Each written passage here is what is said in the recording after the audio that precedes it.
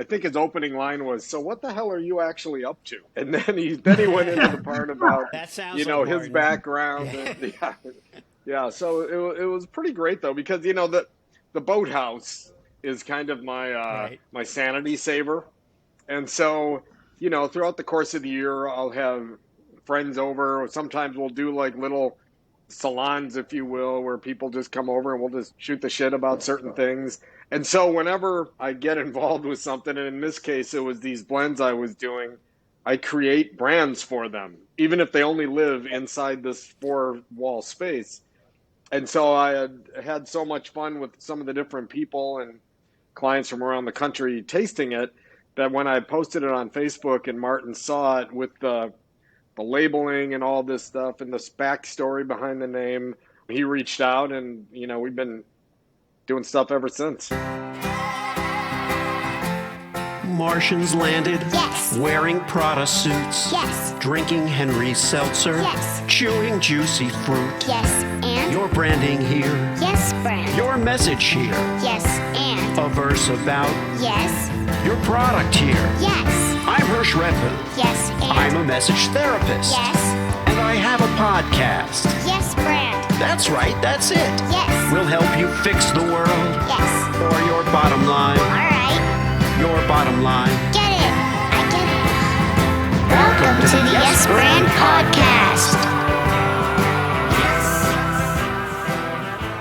My guests today are Martin Pazzani and Kerry Shaw Brown, the co-founders and co-CEOs of Unbound Spirits. It's a new bourbon brand.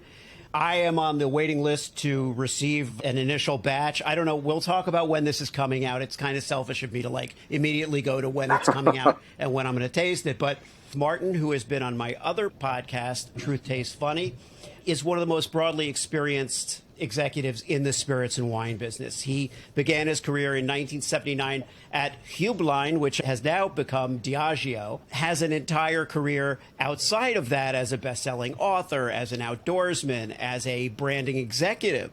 So we're going to get some interesting background there. And Kerry Shaw Brown is a film director, and he started as a senior VP and creative director at Campbell Ewald, working on the Chevy account. He's recently shot for Honda, for Volvo, for HP, but also for brands like Maker's Mark. So there's a lot of crossover here, but a lot of really interesting story points that we can touch on. And we're going to talk about this new brand, Unbound Spirits. Guys, welcome to the show. Thanks, Hirsch. Thank you. Good to be with you again. Yeah, great to be here. Whichever one of you wants to go first, tell our audience about Unbound Spirits and where things are at and where it came from. Go ahead, Kerry. Take it. Okay. So roughly about 5 years ago, I had finished a long project that I was shooting, and it was beginning of April, and just like it is now, it was snowy and cold and muddy out, and I got home and I had about a month off.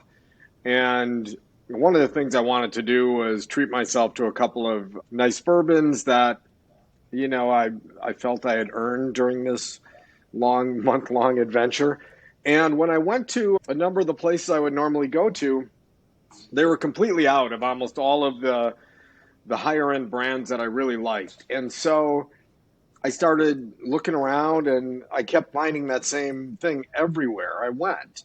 And so I ended up calling a friend of ours from Rocktown Distillery, Phil Brandon, down in Little Rock, who has some amazing bourbons. And I said, "What's going on? I know you guys have won some awards and stuff." He said, "Yeah, there's a big boom in the Asian market that has been pulling a lot of the premium brands from the U.S. over there."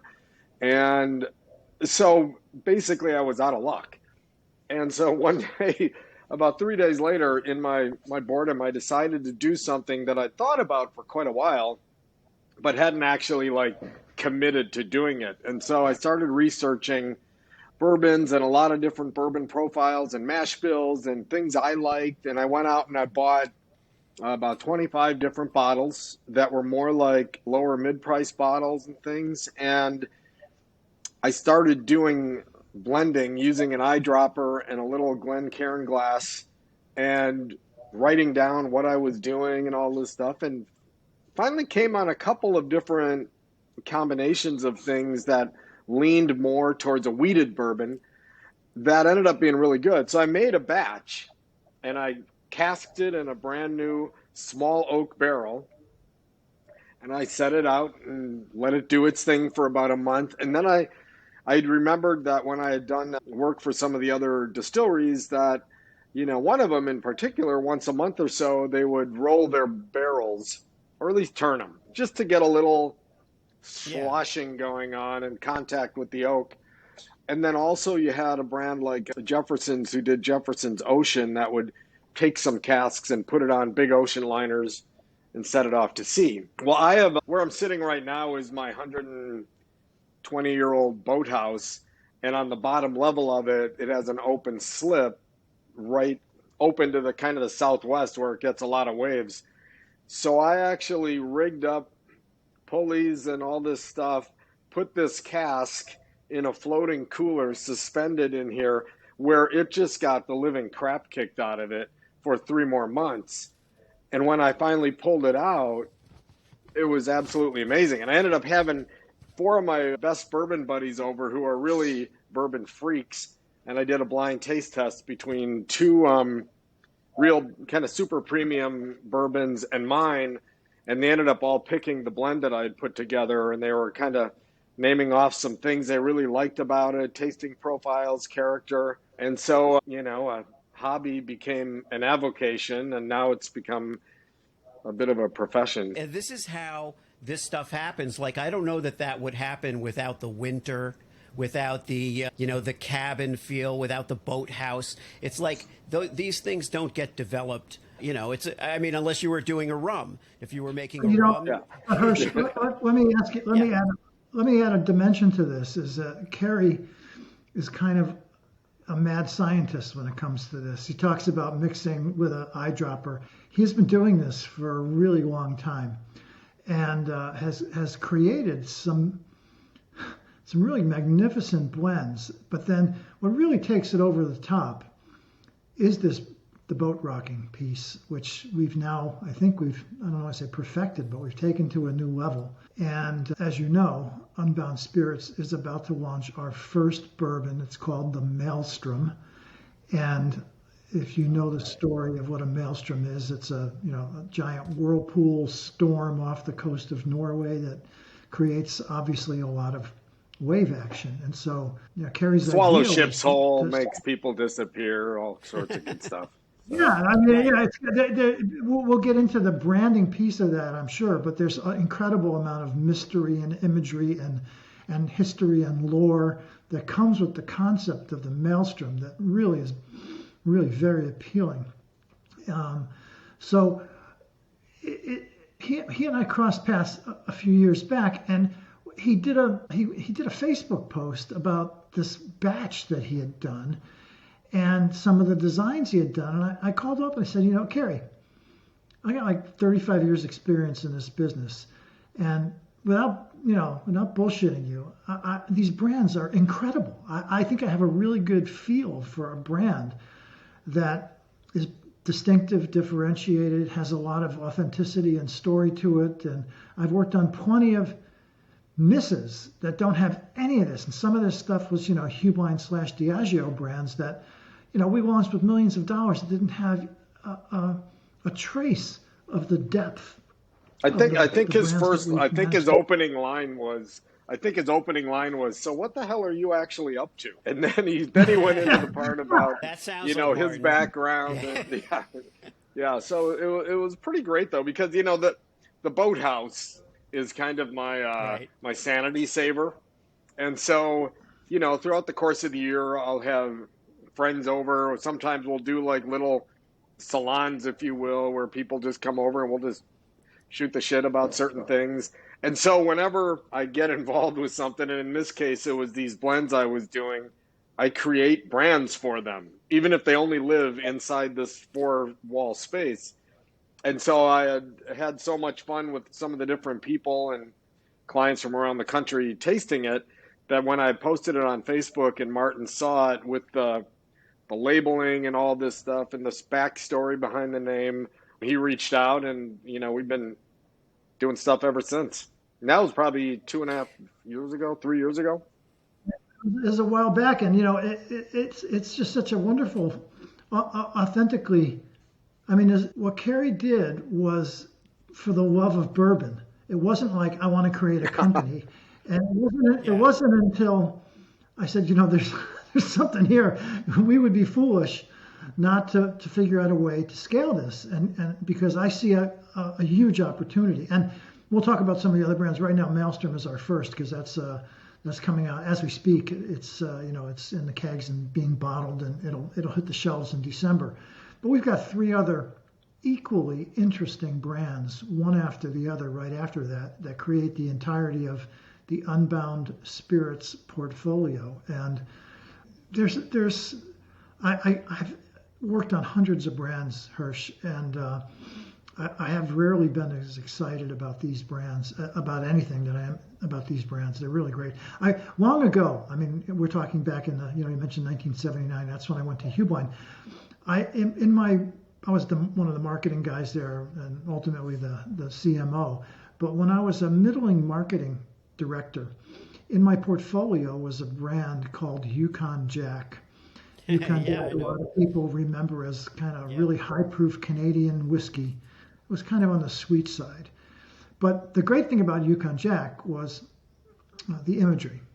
Some of your older listeners may remember it was a guy in a giant fur coat, fur hat, wandering through the Arctic of Alaska in a solitary way, very much like Call of the Wild.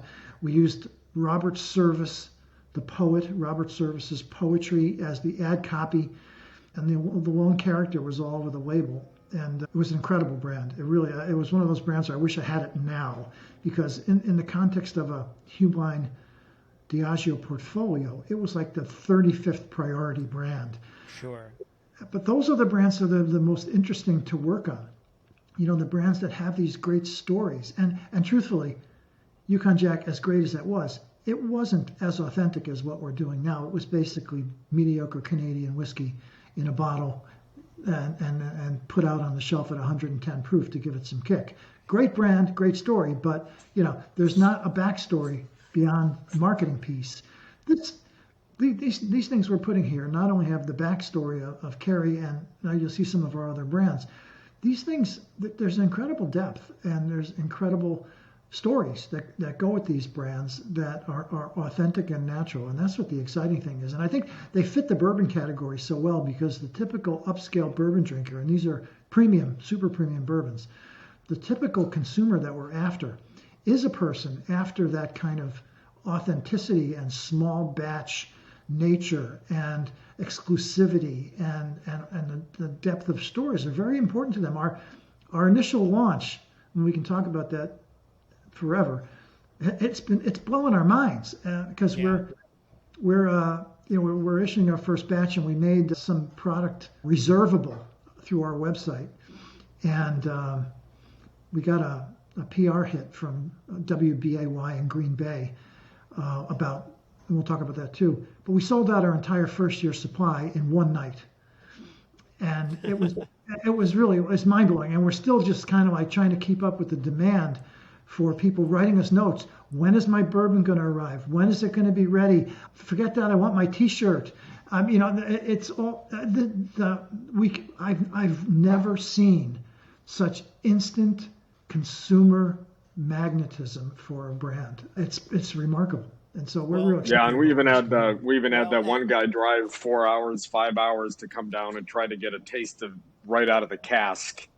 And of course I obliged him. But I mean, that was, it's one of those things where each of the blends that I've done, they were all done with a different part of my soul and a backstory of a mood I wanted to be in when I drank that one. And there was a reason why that I did the character of it and the profile a certain way, because it reflected a mood. And the Maelstrom is it's of adventure. It's seeking out, new places, new explorations.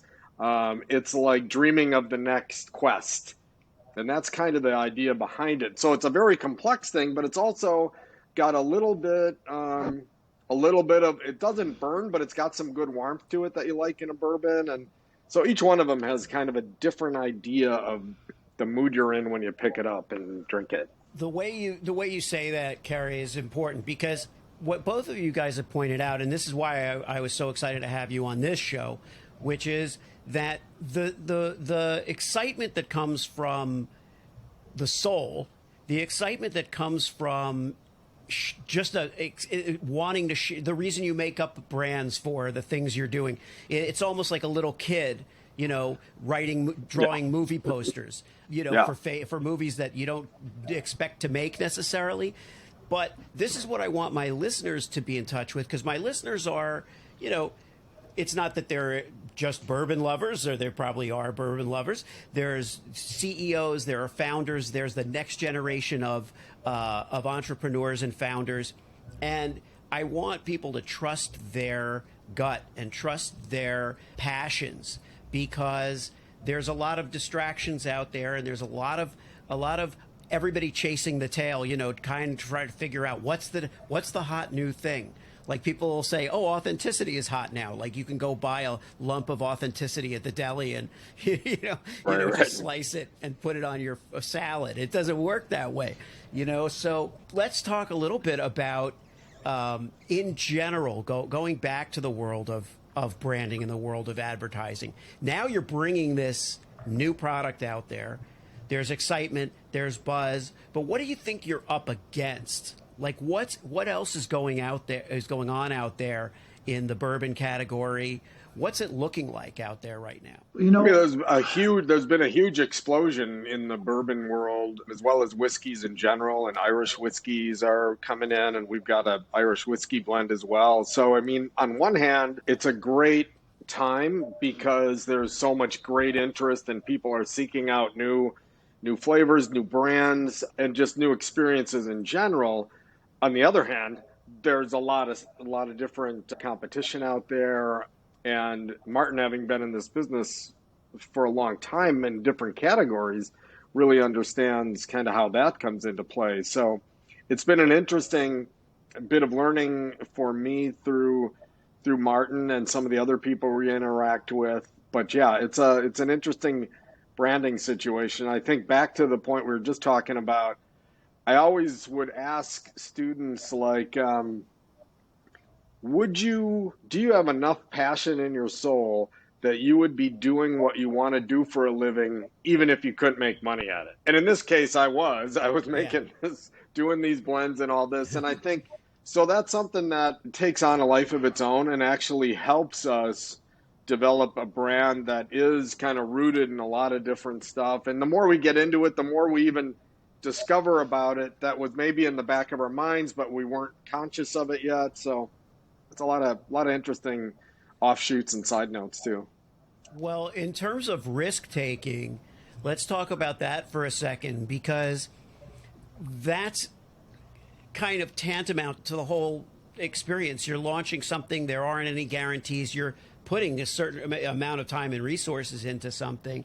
Martin, what are your thoughts on the risk taking element of this venture? Well, obviously new things are incredibly risky, right, compared to maintaining or maintenance brands. But I think we've taken some really good steps to minimize those risks. And both Kerry and I think part of why we're so in love with these brands is that part of our own souls are in this same adventurous spirit. We instinctively feel these brands because we are risk takers ourselves, both in our professional lives and in our personal lives. We both have hobbies that involve a great deal of risk. So when we look at a business venture like this, I like to joke sometimes, nobody's going to get killed introducing a new brand of bourbon. And that takes care about 95% of the risk in the world. So the rest of it is, it's financial risk and it's using our time well. But obviously risky. There's a lot of blocking and tackling that has to take place. There's a lot of shoe leather we've got to apply at this. But we know how to do this, and so that there minimizes the risk. We've been down the marketing path many times.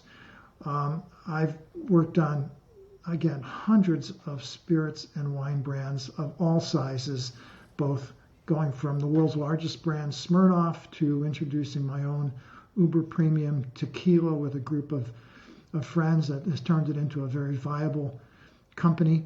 So I just did this, what we're doing with a tequila brand. And that, I think, is what convinced me we can do this again with these 4 bourbons. It's doable. I know the path. I know the process. And yeah, I wouldn't want to be one of those tiny craft distillers getting off the ground, not having come to this business from a totally separate category and investing millions in a distillery.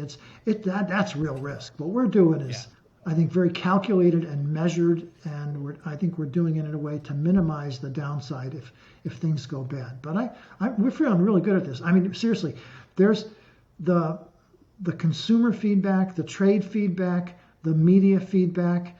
It's remarkable at this stage. I mean, we could probably sell 10 times what we're able to make in the first 6 months if we could scale faster.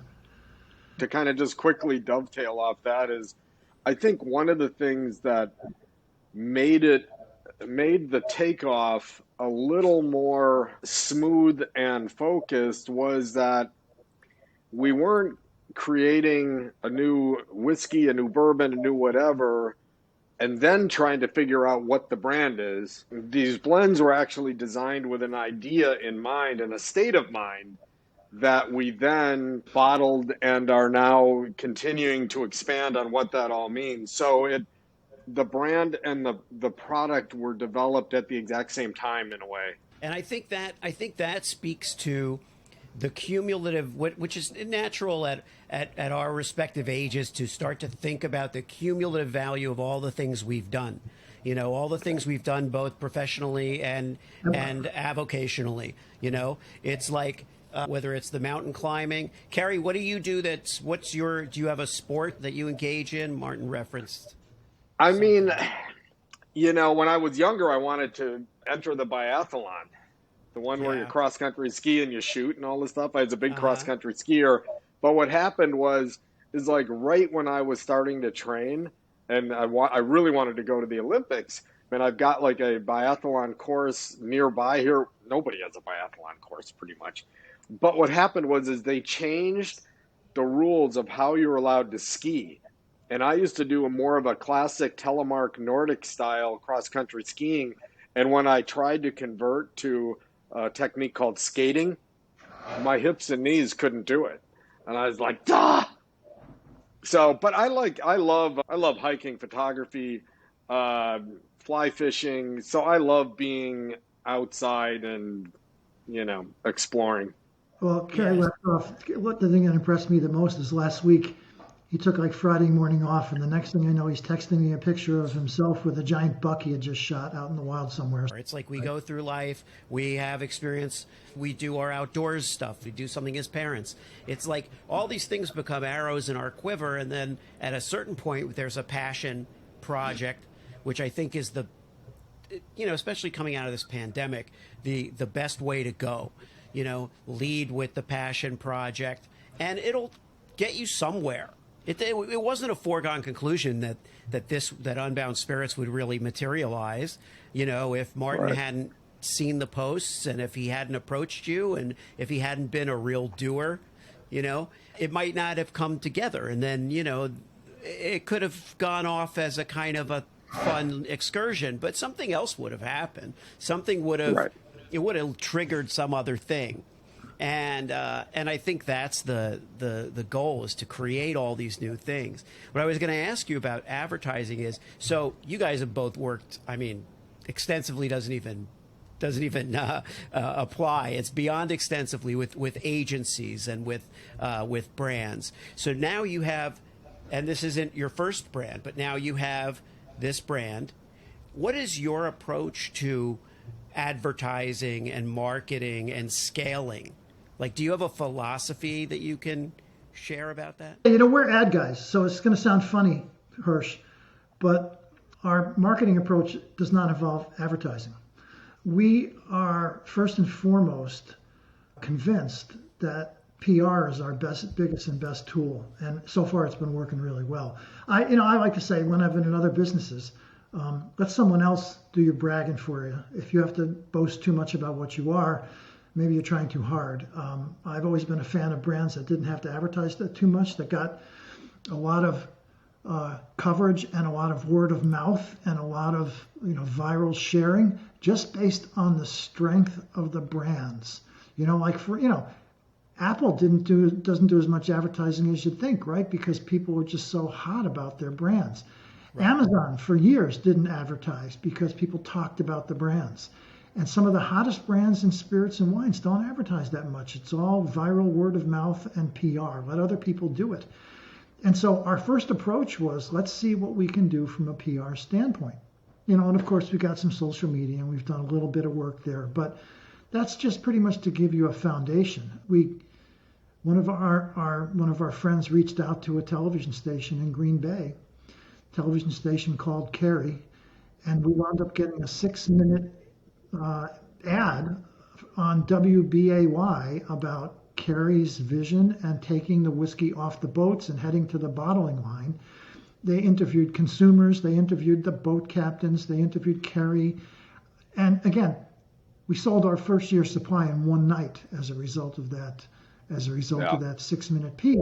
And that was just one city in one state.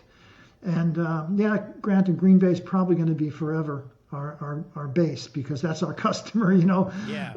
But still, that's scalable.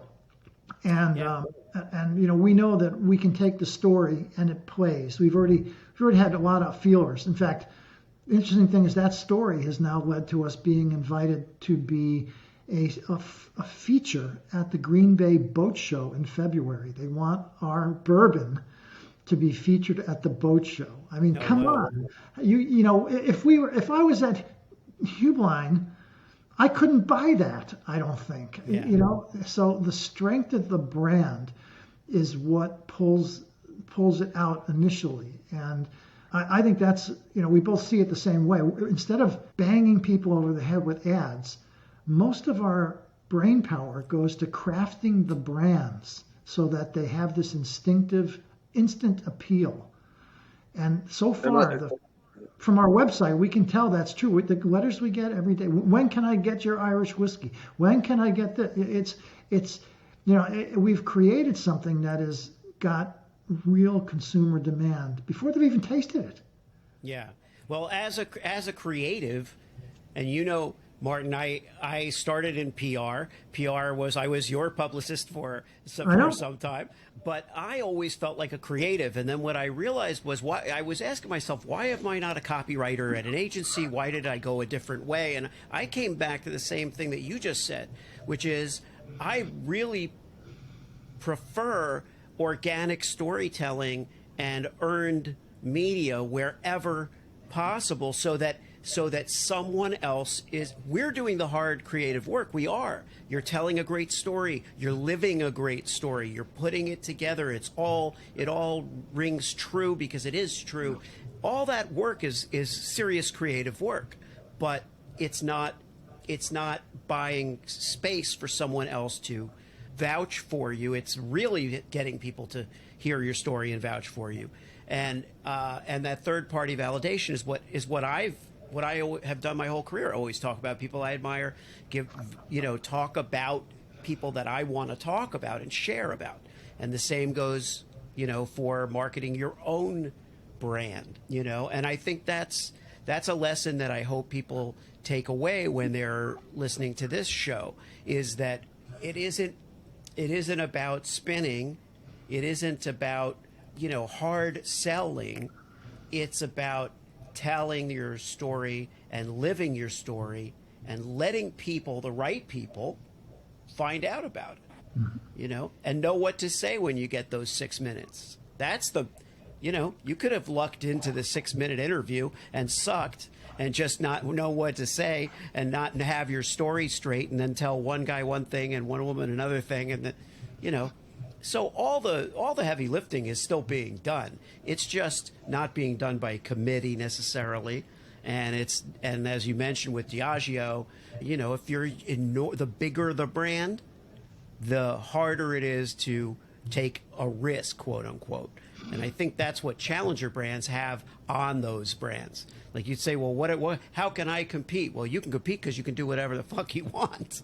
That's how you can compete. Yeah, and that's true. I've long been a proponent of in the battle of David versus Goliath being David. I used to be Goliath, and Goliath is always vulnerable to startups, to challenger brands, and there's always room to be nimble and risk and take more risks and to be a little more daring when you're an entrepreneur than you are when you're part of a big company that has to answer to committees and a variety of constituencies. It's, right now it's pretty much just Kerry and I thinking up fun things to do with these brands. And we've got some other folks and we're starting to scale up our team too, but we're bringing people on board who kind of think like us about these brands and are willing to take those kind of entrepreneurial, daring risks. Because the idea and the character of the brand was kind of built in from the beginning, in a way, that being the hardest part was already really solidified. So now we're having, in a lot of ways, lots of fun finding these avenues to continue letting this brand come out and be what it is. And whether it be just the details on the bottle or some of our first bottle reservers and their swag package that they're going to get, it's been great fun. And so it's become an easy thing for us to embrace and kind of galvanize behind, which is kind of what all of them have, a certain thing like that. Now, because of my comedy thing that always runs through my body, but I don't force it. Sometimes people will say, oh, well, I thought we were going to be funny. I thought it was going to be funny. And I'm like, well, if I were doing stand-up comedy, you would have a right to think that it's going to be funny. It's going to be funny if something strikes me as funny, But as I think about the presentation of a story like this, and I just am wondering, what mood do you like to evoke? Because, bourbon, liquor, advertising, can be their funny advertising can work extremely well. A little bit of, no pun intended for me using this word, a little bit of wry humor is also kind of works. Jack Daniels they do stuff, where, everybody kind of walks the line where they want to be classy and they want to be distinguished, but they also want to have a sense of humor. Enter getting somebody like Jude Law to be involved in long form, and then you have Matthew McConaughey, and it seems like they're always walking this line between people who are funny and people who are suave. What's the vibe if you had to envision a big screen representation of Unbound Spirits? Like, what do you guys see? And we're just playing here. I guess because the 4 different blends that we have in our arsenal all are different. One of which can certainly have some humor to it, and that's the Irish blend, which is aged again in bourbon casks. That gives us this great kind of additional character to it. And the name of that one is Hooligan Soup.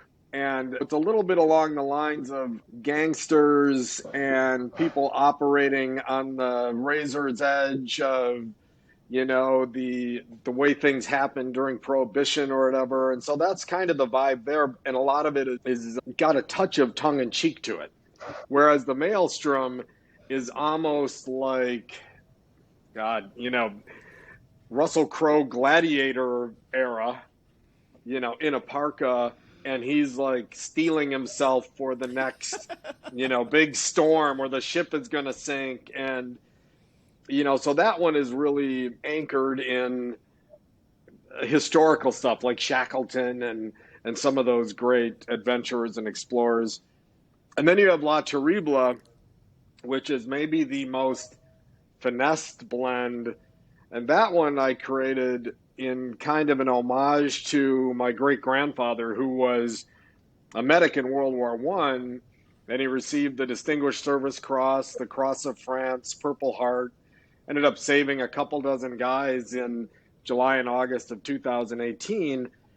And so that blend is meant to be like, if you're remembering or reminiscing, it's a really super sublime sipping blend, whereas the other ones have different types of character. So that one obviously is not comedy, even though my great grandfather, along with being a medic, was a comedian in Milwaukee in the 1920s. And he came back from the war. He survived his wounds for about 20 years and eventually died from them. But he still was on stage, and he was getting higher billing above the fold in the theater section than Charlie Chaplin was. Oh, wow. And he's funny. He's a funny medic. That's a getting blinded by mustard gas. Just to correct the record, Kerry said that was 2018. He meant 1918. 1918. Yo, did I say 2018? Yeah, you did. You've done that before. I heard 1918. Something, when we were looking at these 4 brands, then the question became, what do we name the company? And so we were searching for the common denominator, and that's when Kerry came up with Unbound Spirits, because the real, there are some common ethoses across them all of, adventure and maybe testosterone and maybe being bold. But Unbound Spirits hit us as, that's kind of how we see ourselves. And all of these brands are not necessarily going to be limited by the mainstream thinking in the spirits business. We want to be unbound by convention, unbound by past practices, unbound by here's the way we think this should be made. We're trying to be innovators within a box that for years has not really done a lot of stuff. And I don't mean to besmirch other bourbons and spirits. There's lots of great brands out there. There's also a lot of boring brands. They are the opposite of unbound. They are bound. And we don't see ourselves that way. We want to have unlimited possibilities here. And we've got constant ideas for new products, but these 4 ought to keep us busy for the next year. But we see ourselves as being experimenters and explorers within the category. And again, so far, the customer feedback, the consumer feedback, the trade feedback is incredibly positive. I think that they feel fresh, they feel interesting and different. And when I was developing each of these, really, I wasn't thinking about it consciously, but I was developing something that was experiential from a consumer standpoint. I was creating a blend that was meant for a mental state that I wanted to put myself in, or if I was in that mood, that's the one I would have.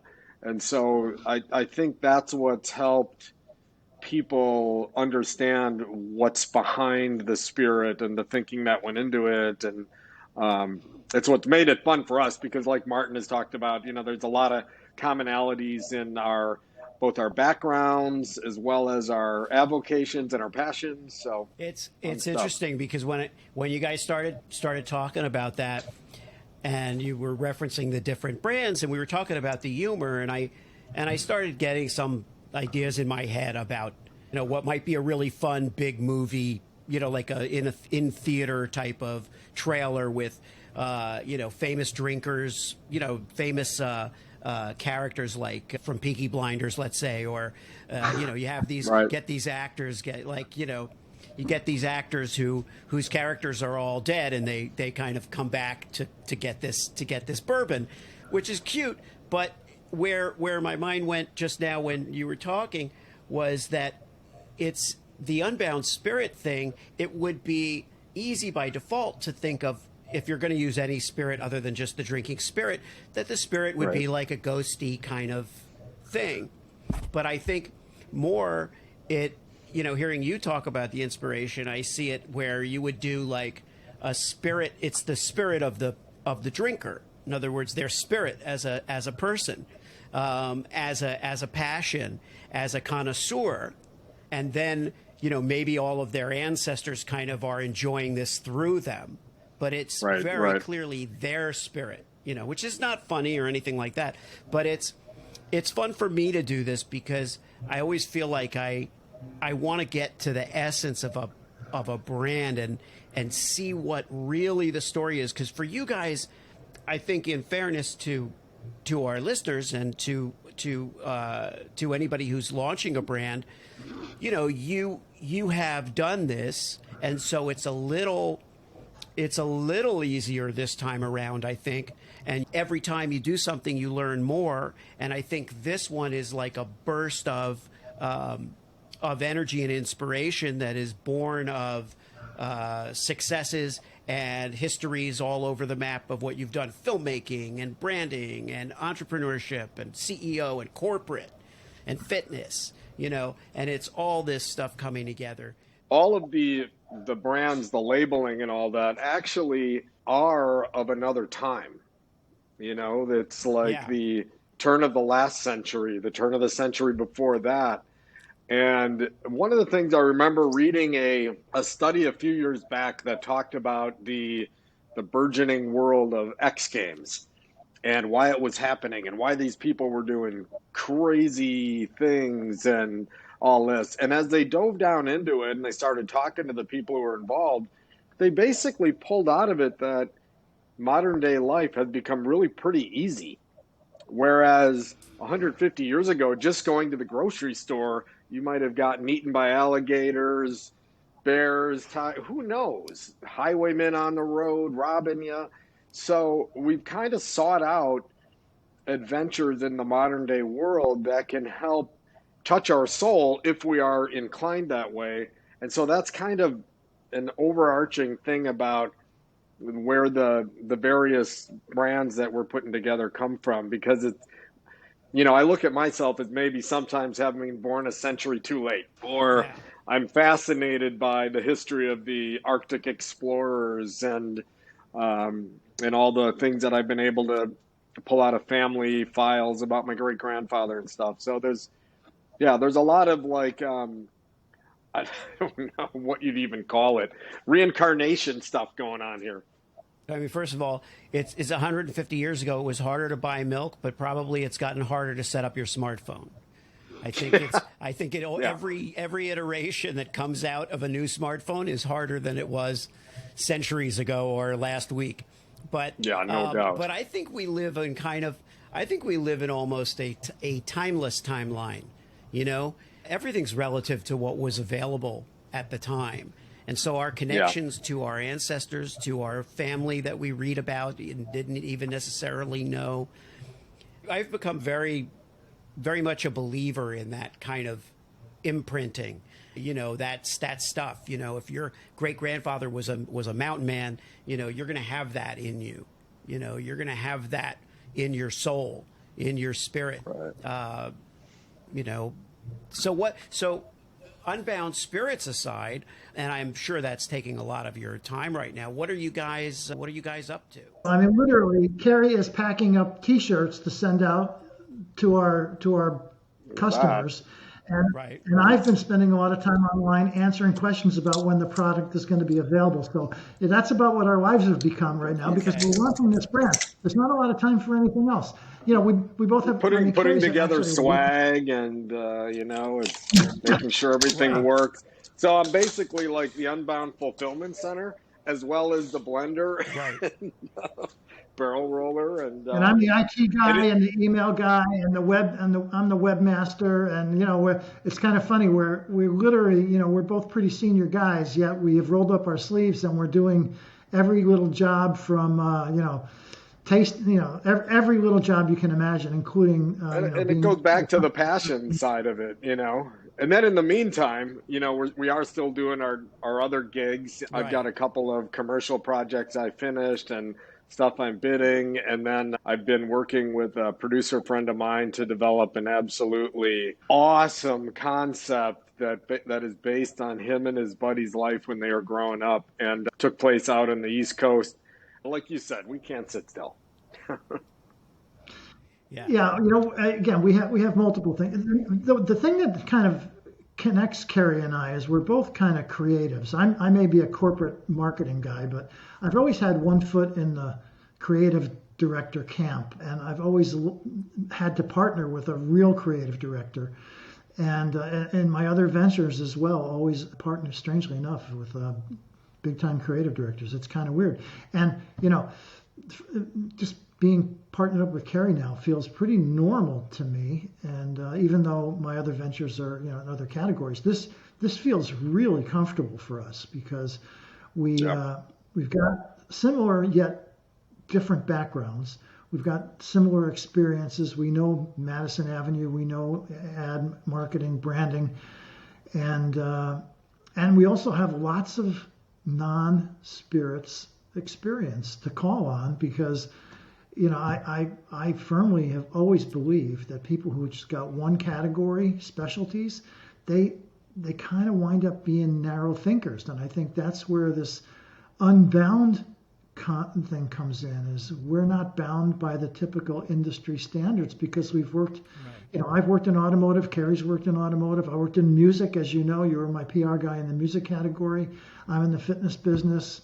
Lots of different categories, and you take learning from all of those categories and apply it in what we're doing here. It makes for, I think, a more creative approach to things, less constrained, more unbound. I have one more question for you guys. I appreciate your time. You've been really generous with your time, and I know this is an exciting time, and you're about ready to let this thing loose. But I went on that list. I think I'm pretty sure. And when do I get my my order fulfilled? When is that happening? How soon does that happen? Put in a call to the people. I don't know. We'll move you to the head of the list right now, Hurst. No, I don't want to cheat. There is no the boathouse is only about 3 hours from you. Right. So that's right. I'm going to drive out there. I could drive out there if it weren't this snow crap that already started. Right. I would just drive out to see you. No, why not? It wouldn't be the first time. Well, actually, and I'm but I'm just outside of Milwaukee. So. Oh, okay. Kerry, that's really a good idea. We've got to get Hurst to the boathouse for one of the early intros for the brand. I think that would be great. Yeah. But, Hurst, to answer your question directly, we're expecting to start shipping to retail in early December. We're about a month behind schedule. Lots of challenges in the logistics chain right now, but also getting approvals through the TTB seems to be taking longer. But we're pretty much ready to push the button, and we got our distribution lined up for Wisconsin, and our fingers crossed for finalizing both South Carolina and Minnesota this week, in which case we'll be in 3 states with a few online opportunities for people outside of those states to buy, and hopefully in time for Christmas presents for people. All right. If you liked the show, yes, and it worked for you, yes, then subscribe and leave a yes, friend. 5-star review. Yes, friend. Tell all your friends. Yes, friend. Get your branding here. Yes, friend. Get your branding here. Yes, friend. Did I make it clear? Yes, friend. Get your branding on Yes. before they're gone.